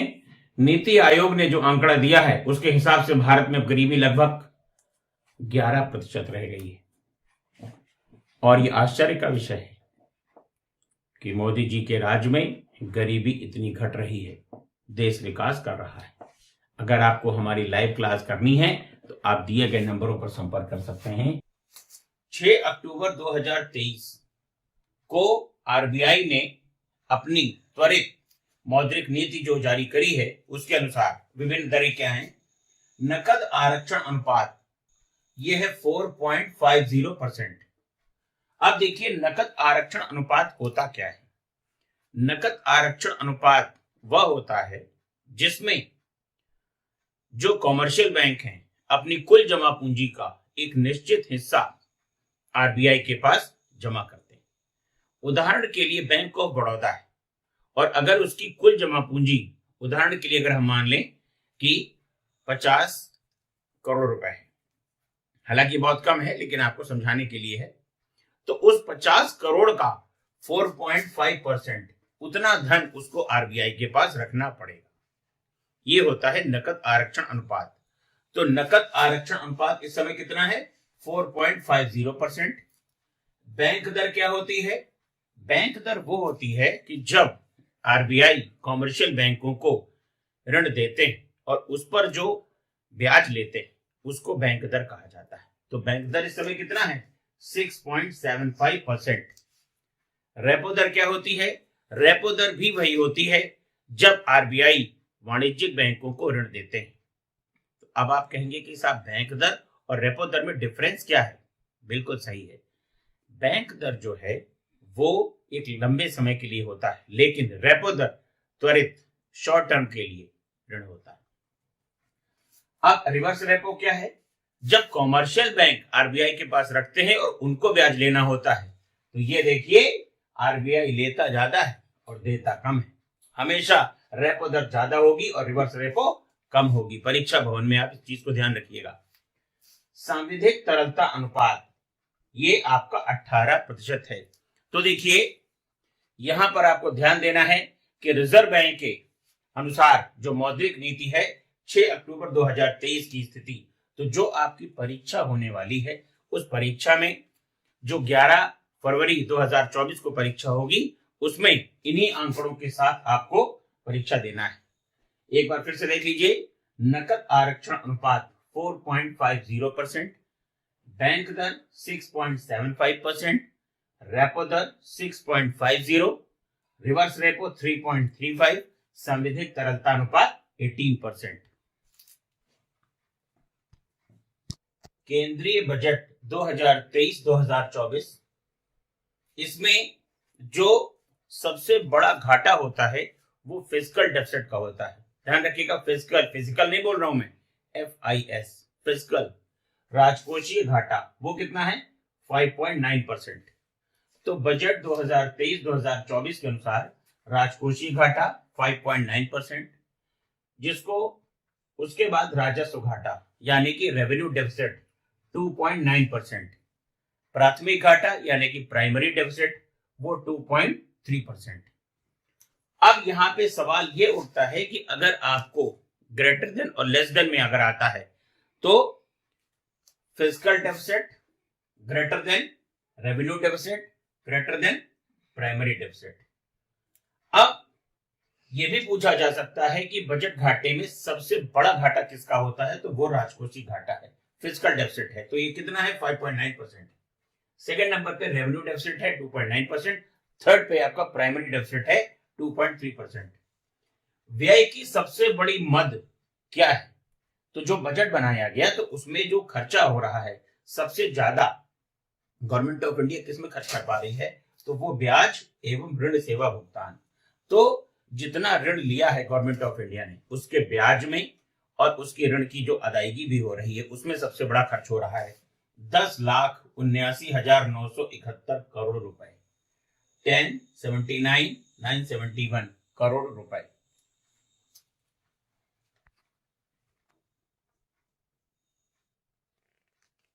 देखिए, वित्त आयोग के बारे में आप जान लीजिए। फाइनेंस कमीशन ये एक संवैधानिक आयोग है। इसका गठन राष्ट्रपति द्वारा संविधान के अनुच्छेद 280 के तहत किया जाता है। तो अगर आपसे कोई पूछे कि वित्त आयोग एक संवैधानिक संस्था है तो बिल्कुल संवैधानिक संस्था है। अब ये संवैधानिक क्या होता है? जिसका वर्णन संविधान में है उसको संवैधानिक कहा जाता है, और जिसका वर्णन संविधान में नहीं है वो नॉन कॉन्स्टिट्यूशनल या गैर संवैधानिक कहा जाता है। एक शब्द ये भी होता है असंवैधानिक, अनकॉन्स्टिट्यूशनल। अनकॉन्स्टिट्यूशनल का मतलब ये है कि जो संविधान की भावना के विपरीत हो। तो अनुच्छेद 280 वित्त आयोग का गठन राष्ट्रपति द्वारा। 15वें वित्त आयोग का अध्यक्ष जो थे वो एनके सिंह थे। 15वें वित्त आयोग के अध्यक्ष एनके सिंह। केंद्र के विभाजनीय करों में से राज्यों को वितरित अंश की सिफारिश। तो 15वें वित्त आयोग ने केंद्र के द्वारा जो विभाजनीय कर हैं उनको कितना हिस्सा देने की बात कही है? तो 41%। 16वें वित्त आयोग के अध्यक्ष कौन है मित्रों? तो अरविंद पनगड़िया साहब हैं। अरविंद पनगड़िया। तो पूछा जाता है कि प्रथम वित्त आयोग के अध्यक्ष तो आपके केसी नियोगी साहब, 15वें वित्त आयोग के अध्यक्ष एनके सिंह, और 16वें वित्त आयोग के अध्यक्ष अभी बनाए गए हैं वो हैं अरविंद पनगड़िया। देखिए, 11 फरवरी को आपकी समीक्षा अधिकारी की परीक्षा है, 17 मार्च को यूपीपीसीएस की प्रस्तावित परीक्षा है, और अन्य जो परीक्षाएं हैं उन सभी के लिए ये करंट अफेयर्स बहुत इंपॉर्टेंट होगा। अगर आपको भरोसा ना हो तो परीक्षा के बाद आप मिला लीजिएगा उसे। देखिए, कुल विदेशी ऋण भारत पर कितना है? तो 629.1 अरब डॉलर। राष्ट्रीयकृत बैंकों की संख्या कितनी है? तो 11 है। अनुसूचित निजी बैंकों की संख्या कितनी है? तो 21 है। एक बार फिर से देखिए, जून 2023 तक भारत के ऊपर कितना ऋण था? तो 629.1 अरब डॉलर। राष्ट्रीयकृत बैंकों की संख्या कितनी है? वो 11 है। अनुसूचित निजी बैंक कितने हैं? वो 21 हैं। अब यहां पे आप ध्यान दीजिए, महारत्न कंपनियों की संख्या नहीं बल्कि नवरत्न कंपनियों की संख्या। तो इस समय नवरत्न कंपनियों की संख्या, इस समय नवरत्न कंपनियों की जो संख्या है, नवरत्न कंपनियों की संख्या वो हो गई है 16। तो अगर आपसे परीक्षा में पूछा जाए कि भारत में इस समय नवरत्न कंपनियों की संख्या कितनी है तो वो मित्रों है 16। तो एक बार फिर से देखिए, कुल विदेशी ऋण 629.1 अरब डॉलर, राष्ट्रीयकृत बैंक 11, अनुसूचित निजी बैंक 21। और अगर आपसे ये पूछा जाए कि भारत का सबसे बड़ा व्यापारिक बैंक कौन सा है तो वो है आपका स्टेट बैंक ऑफ इंडिया। तो भारत का सबसे बड़ा व्यापारिक bank state bank of India. और भारत में जो सबसे बड़ा, या यूं कह लीजिए कि जो केंद्रीय बैंक है वो है reserve bank of India. Reserve bank of India का गठन 1 अप्रैल 1935 को किया गया था, और उसका जो राष्ट्रीयकरण है वो 1 जनवरी 1949 को किया गया था। क्या आपको मालूम है मित्रों कि केंद्रीय बैंकों की मां किसे कहा जाता है? Mother of central banks, bank of England को। आपको मालूम होगा कि जिस समय चंद्रशेखर जी प्रधानमंत्री थे उस दरमियान भारत से 20 टन सोना बैंक ऑफ इंग्लैंड में रखा गया था, तब जाकर के भारत को विदेशी मुद्रा मिली थी। और ऐसी स्थिति में हमारा 20 टन सोना ये बैंक ऑफ इंग्लैंड गया था, और उस समय भारत की जो आर्थिक स्थिति थी वो बहुत ही खराब हो चुकी थी। उसके बाद पीवी नरसिम्हा राव प्रधानमंत्री बने। दुर्भाग्यवश श्री राजीव गांधी की हत्या हो गई लोकसभा चुनावों के दौरान, और पीवी नरसिम्हा राव प्रधानमंत्री बनते हैं और डॉक्टर मनमोहन सिंह वित्त मंत्री बनते हैं। 1991 नई आर्थिक नीति घोषित की गई, जिसके तहत भारत के दरवाजे सभी के लिए खोल दिए गए और विदेशी मुद्रा का प्रवाह इतनी तेजी से हुआ कि आज हमारे पास आप देख लीजिए कि ऋण ही 629.1 अरब डॉलर है। तो ये कहां से आया? ये उसी फ्री ट्रेड पॉलिसी से आया मित्रों। प्रधानमंत्री किसान मानधन योजना 12 सितंबर 2019 को और रांची से शुरू की गई थी। आयुष्मान भारत योजना, प्रधानमंत्री जन आरोग्य योजना, तो आयुष्मान भारत प्रधानमंत्री जन आरोग्य योजना 25 सितंबर 2018 को। पीएम विश्वकर्मा योजना 17 सितंबर 2023। और आपको यहाँ पे ये ध्यान देना चाहिए कि जो हमारे परंपरागत कारीगर और शिल्पी हैं उनके लिए ये योजना है, और इसमें कुल मिलाकर 18 प्रकार के कारीगर और शिल्पी शामिल किए गए हैं। 18 प्रकार हैं इसमें कारीगर और शिल्पियों के, जैसे सुनार है, बढ़ई है, मोची है, नाई है, इस तरीके के जो लोग हैं इनमें शामिल किया गया है। तो कुल कितने प्रकार हैं इसमें? तो 18 प्रकार के स्किल इसमें शामिल किए गए हैं कारीगर। अमृत धरोहर योजना, ये 1 फरवरी 2023। एक बार फिर से ध्यान दीजिए, तो प्रधानमंत्री किसान मानधन योजना 12 सितंबर 2019 रांची से शुभारंभ किया गया। आयुष्मान भारत प्रधानमंत्री जन आरोग्य योजना 25 सितंबर 2018 को। पीएम विश्वकर्मा योजना 17 सितंबर 2023 को, और अमृत धरोहर योजना 1 फरवरी 2023 को। देखिए मित्रों, ये कुछ चुने हुए इंपॉर्टेंट फैक्ट हैं जो हम आपके लिए लेकर के आते हैं, और इस तरीके से करंट अफेयर्स, हिस्ट्री, पॉलिटी सब हम आपके लिए लाएंगे। आप एक काम अवश्य करिए कि अपनी कॉपी में इसको नोट करिए। क्यों? क्योंकि आप परीक्षा के समय लगातार इतने वीडियोस का रिवीजन नहीं कर सकते, इसलिए अपना नोट्स बनाइए और अच्छे से पढ़िए। बस मित्रों, आज के लिए इतना ही। नमस्कार।